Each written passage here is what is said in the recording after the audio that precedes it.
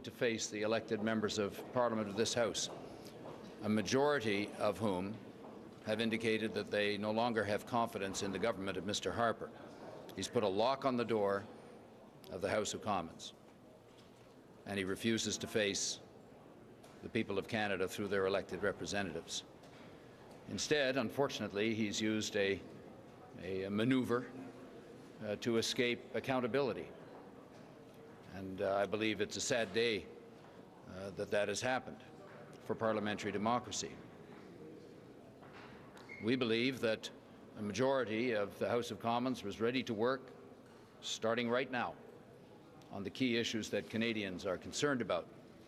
I'm talking about the fact that they're losing their jobs in the thousands, the fact that their pensions and their savings are being destroyed, they're losing their homes, they can't put food on the table, they can't pay the bills at the end of the month. And they wanted to see a government that would be willing to work on those issues. And I was ready, and our party was ready, to work with the majority of members of the House of Commons. And in fact, we agreed upon a plan which we have presented to Canadians, calling for bold action, along the lines that we see from other countries that are taking bold and strong action.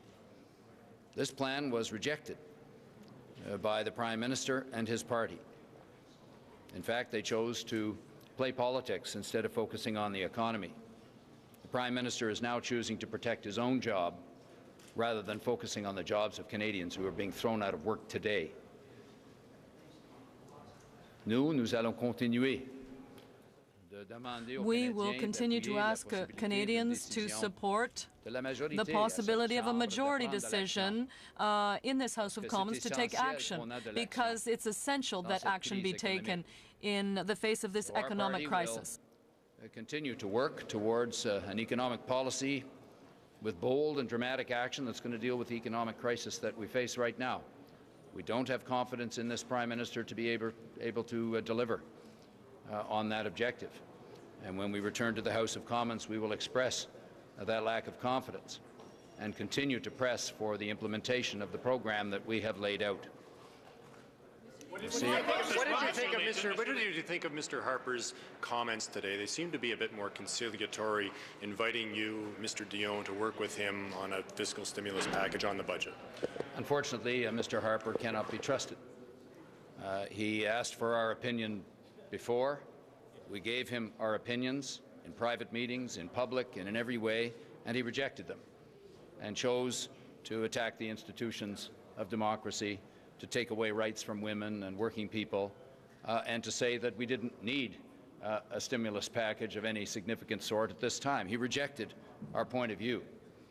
What he's doing right now is trying to lock the door of Parliament so that the elected people cannot speak and cannot throw him out of office, so that he can protect his job. And now he's coming forward with an element of contrition and saying, well, maybe now I'll listen to you. Well, I don't think Canadians trust him to really listen to their concerns. He's denied that they really exist. He keeps saying everything is fine. I'm afraid I can't trust him. If he brings forward some interesting ideas in the weeks to come, we can take those good ideas and adopt them as part of the coalition government.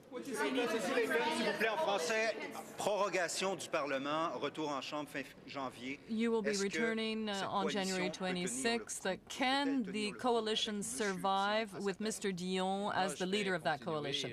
Well, I will continue with my members to work very hard to take corrective measures to deal with the current economic crisis.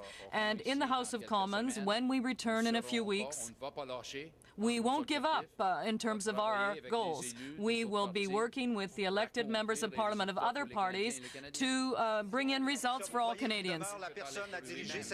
Do you believe that he should continue to lead the coalition, Mr. Dion? Think that the coalition can stick together over the next 6 weeks? Well, I believe that it's very clear that the members of Parliament in the majority have lost confidence in Mr. Harper. In fact, that was conveyed directly to the Governor-General today. And I do not see that changing because we've witnessed Mr. Harper's approach.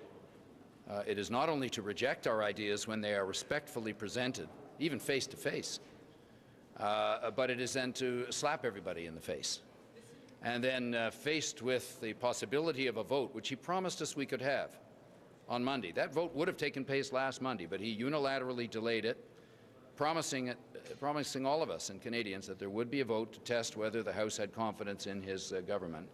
And he chose instead to use a parliamentary trick to put the locks on the door. That's what's happened here today. And it's a sad day in that respect, very, very much so. Your confidence motion is now dead. Your confidence motion is now dead. It would have to be reintroduced. The first confidence motion probably will be the budget, a new budget which would have probably a lot of things in it. Would it be more difficult to vote this government down on a new budget? Or would you just go about reintroducing confidence motion as quickly as you can? Well, my guess is there'll have to be a speech from the throne of some sort. Mr. Layton, is there anything the Harper government can do to save its skin, or has Stephen Harper simply delayed the inevitable? Well, I believe that he does not have the confidence of a majority of MPs in the House of Commons.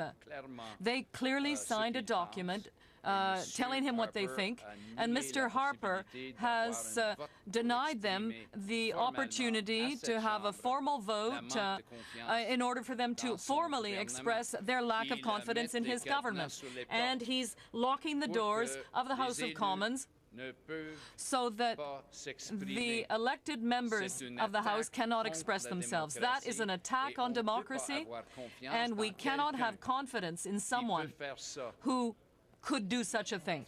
Here's what I don't understand. If you are saying, as I think you just did, that you would be prepared to vote against him on the speech from the throne, you would deny people then the chance to hear a budget, and yet your argument is that people need economic measures right away. Why not hear the budget and then make a decision? Because we need a government that actually believes in what it's doing. Mr. Harper had the opportunity to present such ideas. He rejected them. He asked for our input. We provided it. He rejected it. In this place, you're given that opportunity to act on behalf of Canadians. Mr. Harper chose not to, and he's lost the confidence of the House. That confidence isn't going to be restored by 7 weeks of propaganda. What we need is a government that will take ideas and put them into action. Will the coalition will you be working as a coalition to prepare a budget then to be ready for February, maybe early February? Look, we're prepared to get started on that right now. No, but and the Prime Minister has locked the doors of Parliament so that can't happen. So I think it's a travesty. Will the NDP and the Liberals continue to work on a budget? Well, we will certainly continue to develop our ideas, and I look forward to working with other players to accomplish that. Mr. Layton, Mr. Duceppe was suggesting that Mr. Harper is isolating Quebec, isolating the Bloc by extending an invitation to you and Mr. Dion, but not to the Bloc. What is your view on that? Well, Mr. Harper extended an invitation to me before to present ideas. Actually, I called him to ask for that opportunity. He granted me an hour-long conversation, and we presented quite a bit of detail as to what we thought should happen, including a major stimulus package, the likes of which we've seen in other countries, and several specific major initiatives that should be taking place. Many of those you now see, actually, in the coalition proposals. He rejected them. Not only did he reject them, he took away my right as a member of Parliament to vote on confidence in the government. I don't know that that's ever happened before, but it certainly shouldn't be happening now. And I cannot have confidence in a Prime Minister who would throw the locks on the door of this place knowing that he's about to lose a vote in the House of Commons. That's denying about as fundamental a right as one has in a democracy. And so he had his chance. We don't trust him. We will deliver an economic program as soon as we are given the opportunity to do so. And I intend to work with all my energy to try to create that opportunity as soon as possible, because the people being thrown out of work today in mills and mines and workplaces right across this country need someone they can trust, not someone who throws the locks on the door. Too many Canadians are having the locks thrown on the door of their plants and their places of work right now.